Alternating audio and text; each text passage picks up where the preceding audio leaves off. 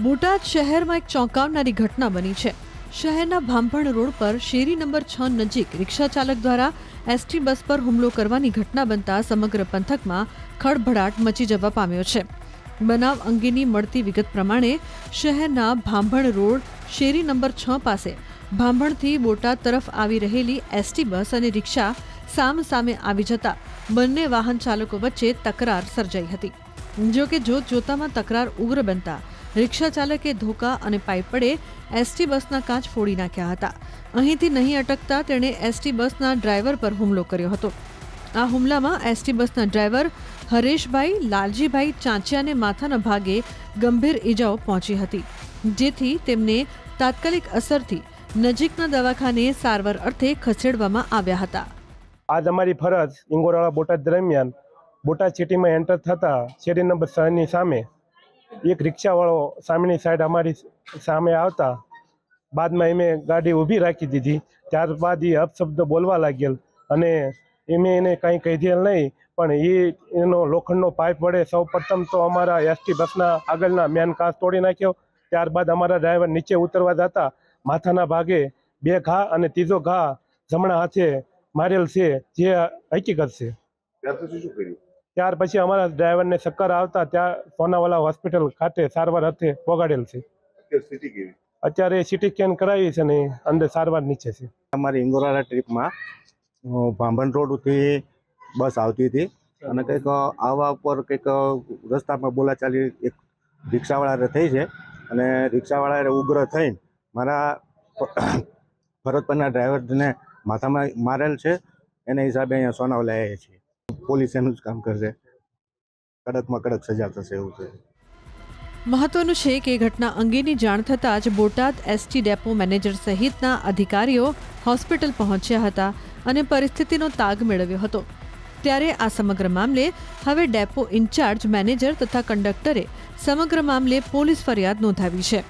સાથે જ જવાબદાર આરોપી રિક્ષા ચાલકને તાત્કાલિક દબોચી લઈને કડક પગલાં લેવાની માંગ પણ ઉચ્ચારવામાં આવી છે। બોટાદ શહેરમાં એક ચોંકાવનારી ઘટના બની છે। શહેરના ભાંભણ રોડ પર શેરી નંબર 6 નજીક રિક્ષા ચાલક દ્વારા એસટી બસ પર હુમલો કરવાની ઘટના બનતા સમગ્ર પંથકમાં ખળભળાટ મચી જવા પામ્યો છે।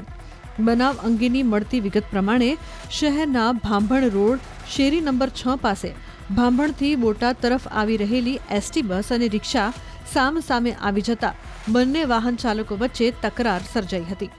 જો કે જોતજોતામાં તકરાર ઉગ્ર બનતા રિક્ષા ચાલકે ધોકા અને પાઇપ વડે એસટી બસના કાચ ફોડી નાખ્યા હતા। અહીંથી નહીં અટકતા તેણે એસટી બસના ડ્રાઈવર પર હુમલો કર્યો હતો।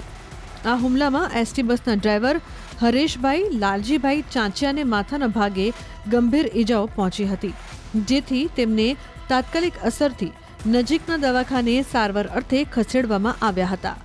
આજ અમારી ફરજ ઇંગોરાળા બોટાદ દરમિયાન બોટાદ સિટીમાં એન્ટર થતા શેરી નંબર 6 ની સામે એક રિક્ષાવાળો સામેની સાઈડ અમારી સામે આવતા બાદમાં એમે ગાડી ઊભી રાખી દીધી। ત્યારબાદ એ અપશબ્દ બોલવા લાગેલ અને એને કંઈ કહીધેલ નહીં, પણ એનો લોખંડનો પાઇપ વડે સૌ પ્રથમ તો અમારા એસટી બસના આગળના મેન કાચ તોડી નાખ્યો।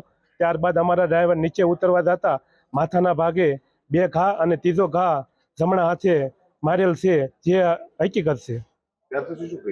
ત્યાર પછી અમારા ડ્રાઈવરને ચક્કર આવતા ત્યાં સોનાવાલા હોસ્પિટલ ખાતે સારવાર અર્થે પોગાડેલ છે। અત્યારે સીટી સ્કેન કરાવી છે ને અંદર સારવાર નીચે છે। અમારી ઇંગોરાળા ટ્રીપમાં ભાંભણ રોડથી બસ આવતી હતી અને કંઈક આવવા ઉપર કંઈક રસ્તામાં બોલાચાલી એક રિક્ષાવાળાને થઈ છે અને રિક્ષાવાળાએ ઉગ્ર થઈને મારા ફરજ પરના ડ્રાઈવરને માથામાં મારેલ છે। એના હિસાબે અહીંયા સોનાવાલા આવ્યા છીએ। પોલીસ એનું જ કામ કરશે, કડકમાં કડક સજા થશે એવું છે।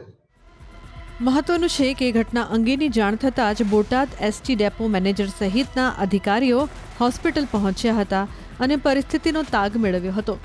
ત્યારે આ સમગ્ર મામલે હવે ડેપો ઇન્ચાર્જ મેનેજર તથા કંડક્ટરે સમગ્ર મામલે પોલીસ ફરિયાદ નોંધાવી છે।